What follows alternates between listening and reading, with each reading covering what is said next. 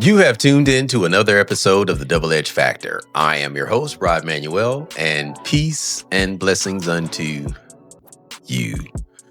Before we get going, be sure to like, follow, and hit that subscribe button because the more positive interactions you put out there, the more they push this podcast to people who've never heard it before, which will, of course, allow us to grow and have a greater impact on more people around the world. So, if you would do me that favor, I would really, really appreciate it. Today, we are going to dive into a concept that I share with some of my clients. Not every battle is worth your time. If you've ever found yourself exhausted from consistent conflicts, drained from arguments that lead to nowhere, or just frustrated by your inability to change certain situations, then this episode, my friends, is just for you. So, over the next 20 minutes or so, we're going to explore how to become more strategic about where you invest your precious energy and attention. Let me start with a story. I had this client, and we'll just call him Corey. Okay. Corey's like is in mid-20s or so, who came to me just completely burned out. He was constantly arguing with his roommates about chores and bills, getting into heated debates with friends about everything from sports to politics, even challenging his boss on every minor workplace decision. And then on top of that, he would spend hours on social media getting into arguments with strangers about gaming, movies, and current events. My man Corey was exhausted. His friendships were strained, of course, and he felt like he was fighting a losing war on multiple fronts. I'm sure this sounds familiar, but here's what Corey didn't realize initially. Every battle you choose to fight costs you something. It costs you your time, your energy, your emotional bandwidth, and often your peace of mind. When you're constantly in fighting mode, we'll call it, you're operating from a place of stress and reactivity rather than intention and strategy. Think about your own life just for a moment. How many conflicts are you currently engaged in? How many arguments are you having that seem to just go in circles? How often do you find yourself getting worked up about things that, quite honestly, don't significantly impact your life goals or even their values? One of the frameworks that I use with some of my clients, it's called the urgent versus important matrix. Many of the battles we fight fall into the urgent but not important category. They feel pressing in the moment, of course, but they don't actually move us closer to our goals or even align with our deeper values. For example, responding to every critical comment on social media posts might feel urgent because your ego is activated. You want to defend yourself. But is it really important? Does it serve your larger purpose? Does it contribute to your growth, your relationships, or your professional success? The key learning here is to pause and to ask, is this battle serving my highest good? Or is it just feeding my need to be right? Before we dive into some specific questions you can ask yourself, Let me share a fundamental truth. You have what we call limited resources. Your time, your energy, your attention, it's all finite.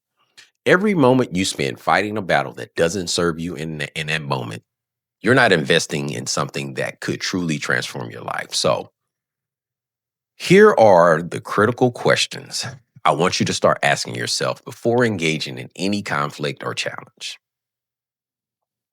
Question one: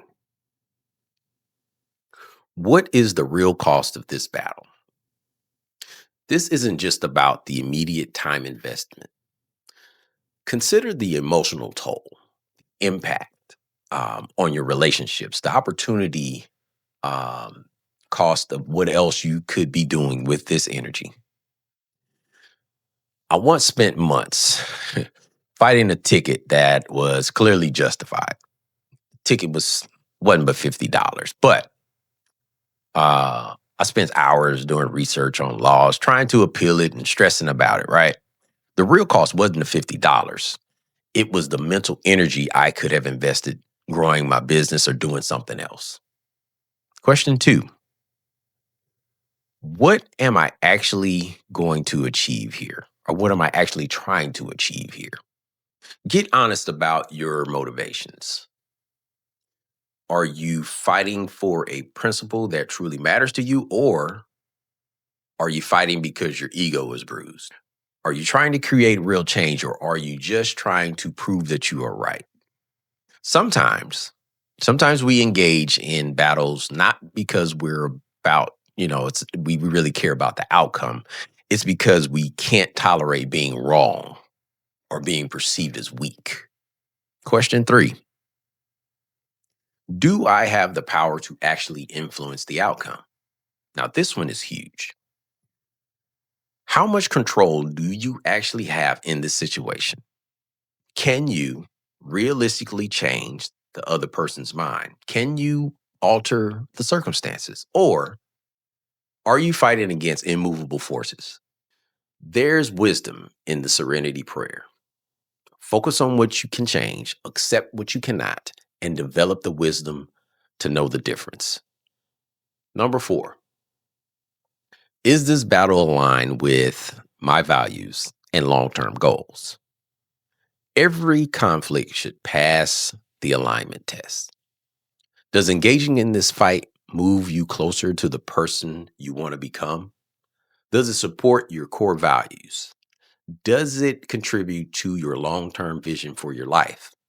If you're spending energy on battles that don't align with your deeper purpose, you're essentially sabotaging your own success.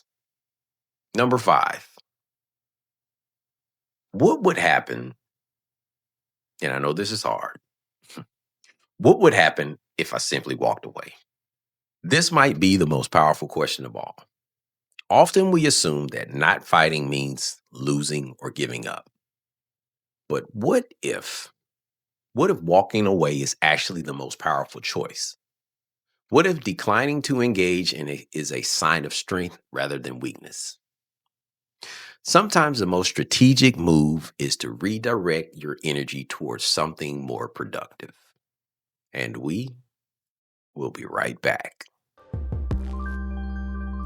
Today's show is brought to you by Polished Custom Builders, where they specialize in building your dream into a reality through custom home building, renovations, and interior design. Check them out at polishedcustombuilders.com, where the most beautiful house in the world is the one that you build yourself. Now, let me be clear. I'm not advocating for passivity or avoiding all conflict. There are battles worth fighting now, battles that protect your values, your boundaries, and your well-being. But strategic disengagement is a skill that successful people master. Strategic disengagement means recognizing when a situation is not worth your investment and not choosing to redirect your resources. It means being comfortable with letting others have the last word when that word doesn't actually impact your life. It means accepting accepting that you can't control or change everyone and everything around you. I heard this story about an executive who was constantly butting heads with a difficult colleague. Every interaction became this power struggle, and it was affecting his performance and his stress levels. So he got some help and started to work on what some call strategic disengagement. He learned to respond professionally, but briefly, to avoid taking the bait when his colleague tried to provoke him. And also, he focused his energy on building relationships with people who could actually support him with his career goals. So within months, um, his work satisfaction increased dramatically, and he even got a promotion out of this deal. So, um, how do you actually implement this in your daily life? So, here are um, some practical strategies that you can use. First, develop what they call a pause practice. When you feel that familiar surge or anger or indignation before you respond, take a deep breath. Count to 10. Ask yourself the 5 questions that we just discussed. You see, this tiny pause can save you hours of unnecessary conflict. Second, create boundaries around your energy. Decide in advance what kind of battles are worth your time and which ones are not. Maybe you're engaging in conflicts that directly affect your family or even your career, but you'll avoid political arguments with distant relatives on Facebook. Having these predetermined boundaries like this make decision making easier in the heat of the moment. Third, practice the art of non response.